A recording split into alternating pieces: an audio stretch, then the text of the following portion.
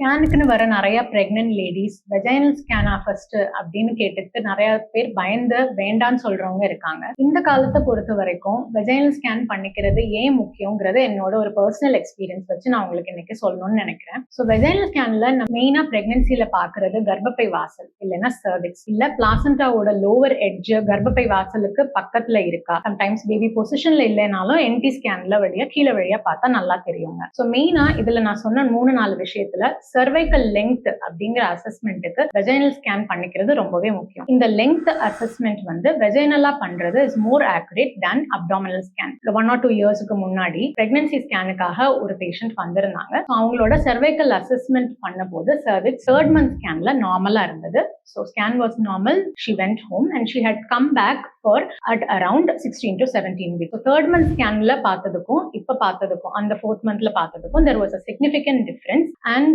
patient required a cervical stitch. Cerclage னு அதுக்கு சொல்லுவோம். So emergency she had to undergo that stitch and she kept on coming for 5th month and 7th month scan. So when she had come for the 4th month scan she was very worried and anxious. ஏன்னா ஒரு நார்மலான குழந்தை கர்ப்பப்பை வாசல் மட்டும் short ஆகிறதுனால நம்ம loose பண்ணக்கூடாது. So that is a very very important outcome in pregnancy that the cervix should be normal. இத நம்ம வெஜைனல் ஸ்கேன் மூலமா மட்டும்தாங்க நம்ம ஆக்குரேட்டா அந்த லெங்த்தை தெரிஞ்சுக்க முடியும். So next time vaginal scan பண்ணணும் அப்படிங்கிற ஒரு தேவை வரும்போது ஹெசிடேட் பண்ணாதீங்க. your doctor and your sonology assistant will help you. பேபியை நம்ம ஒரு சேஃபா இந்த வேர்ல்டுக்கு கொண்டு வர முடிஞ்சதுல எங்களுக்கு ஒரு பங்கு இருந்தது அப்படிங்கறத நினைக்கும் போது ரொம்ப பூரிப்பா இருந்தது. ஸோ சர்வைக்கல் லெங்த் அசஸ்மெண்ட் இன் பிரெக்னன்சி ரொம்பவே முக்கியம்னு நான் நம்புறேன். தேங்க்யூ.